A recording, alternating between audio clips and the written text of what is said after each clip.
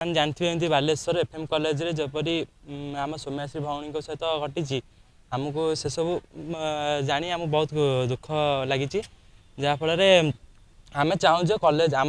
माने आम कॉलेज रे सौम्याश्री भौणी सहित जो भाई घटी से भाई कौन कॉलेज न घटू अन्य कौन भौणी सहित तेणु आम चाहूँ किसी न्याय पाइबापी जपरी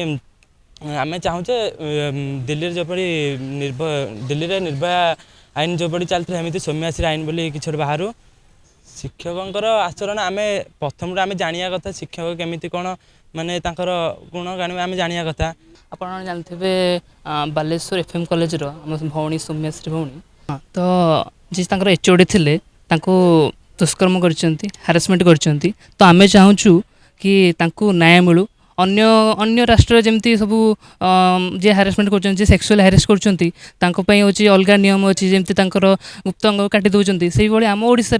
से गोटे किसी आईन बाहर तो आम चाहूँ आम भौणी को न्याय मिलू।